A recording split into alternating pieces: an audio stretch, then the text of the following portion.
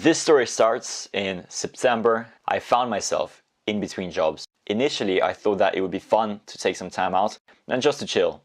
But honestly, 2 weeks later, I was kind of bored. I started interviewing for some new positions soon after. Alright, just had my interview. Wow, it was tough.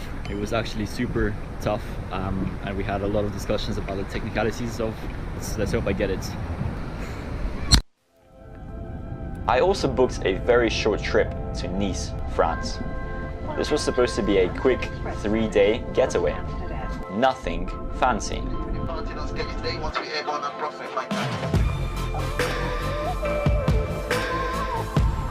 I wanted to shoot some nice videos of Nice and make a short vlog about what it means to travel light. This is what happened.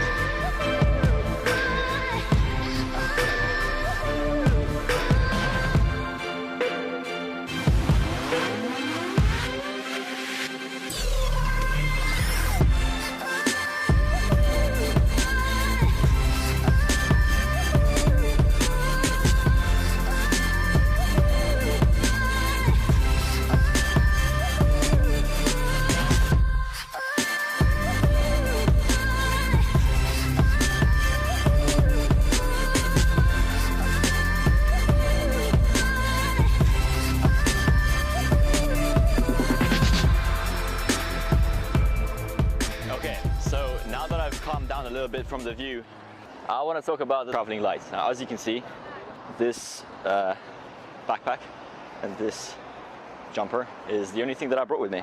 When it comes to filming, when you look on YouTube and you see all these amazing, beautiful videos, and it's so cinematic and it's so gorgeous, and these guys, you know, they produce this 4K content. It looks stunning, yeah. But if you have a look behind the scenes in terms of what they have to invest in, what they have to do to bring all their gear, the amount of bags, the amount of carry-ons, the amount of cases that they need to carry all their camera gears or their lenses, it's insane. I suspect that there's a lot of people out there who are on the same page, that they want to produce content, they want to produce videos, but they also want to enjoy the moment. And here I want to kind of like explain what I bring and how I film all of my stuff. So this here is everything that I had inside this backpack today. So mentioned here, this is very important, a notepad. Laptop, very simple laptop. I actually edit everything that you see on my videos on Windows Movie Maker. It's so basic. Here I keep all of my hard drives. I film everything on 2 cameras. This is the GoPro Hero 5. For time lapses, I just have a GoPro. I think it's just called the GoPro or the GoPro Plus, like the really cheap one. This is actually on an egg timer. If you want to record one of those like rotating time lapses, like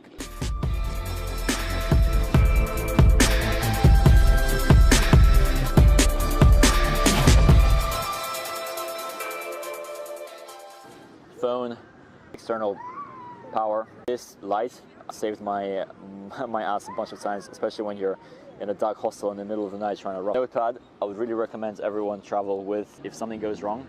And I always have a printout version of all my tickets. I've actually have a little travel plan always written down in terms of the sound quality is kind of rubbish.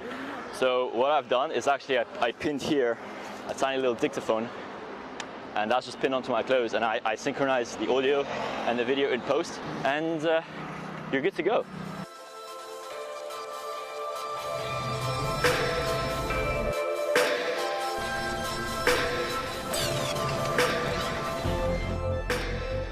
So finally, after going to initially the wrong terminal and then having a few issues with security, I made it. Gate information is going to come on in about 5 minutes, so I made it on the dot. And Nice, Monaco has been great. I loved it. The weather is amazing. But yeah, back to London now. I'll see you there. And here, this was supposed to be the end of the video. Cut. Done. But at this very moment, I found out 2 things. The first is that our flight was cancelled. Okay, so there's a bit of an update. The airplane, the flight, is stuck in Marseille. Been waiting for about an hour. Now that they've announced that basically they're going to give us buses and we're going to go by bus from Nice to Marseille and fly from Marseille to London. The second, I didn't get a new position that I was interviewing for back in London. One thing that I've always had on my to-do list is just to show up at the airport ticket desk and buy a one-way ticket somewhere without a plan. But I could never do this. Responsibilities, time, and money were always my excuses. Until now. The cheapest ticket I could find for that evening was to Barcelona. This was escapism in its truest form. I was here earlier in May, and I promised myself I'd come back. It felt good to take that one off the list. I had to buy some new t-shirts and pants since I ran out of clean clothes. Oh well, that's one toll of packing too light.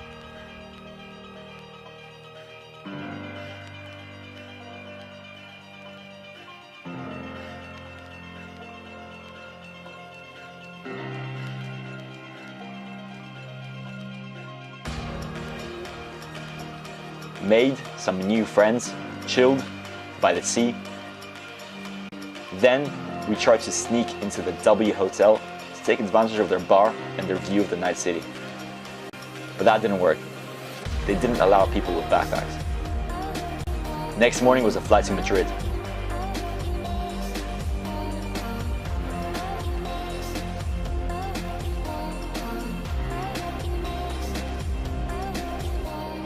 Found this really cool rooftop bar in the center of Madrid. You can see the entire city from up there. To stay fit on the road, the one thing that I really love to do is to go on long runs. You work out and you get to see places that you might not necessarily see. Wow, that was like a solid 1 hour run. So I think it's about 10 kilometers I did. Then I jumped onto a bus to go to a nearby town called Toledo. I am in Toledo. This is a little town just off, a little bit away from Madrid. It's very historical. I think it was established as an Arabic city.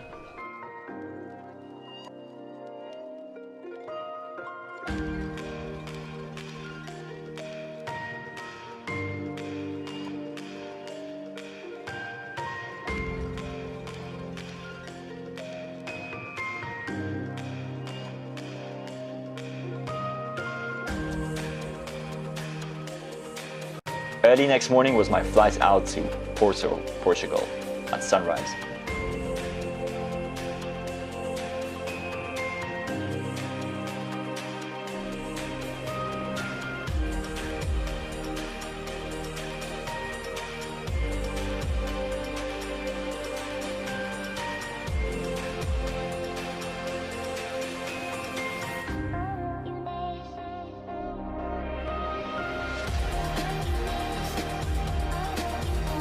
Porto has these really old trams that run throughout the city and have been operating since the 1930s. It gives the word vintage a whole new meaning. The city has really gorgeous views and really good wine. It's honestly a hidden gem in Europe.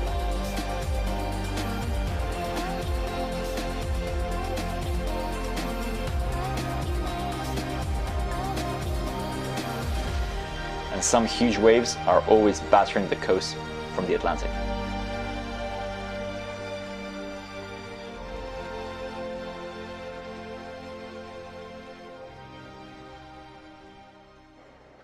Good morning. This is Porto Airport.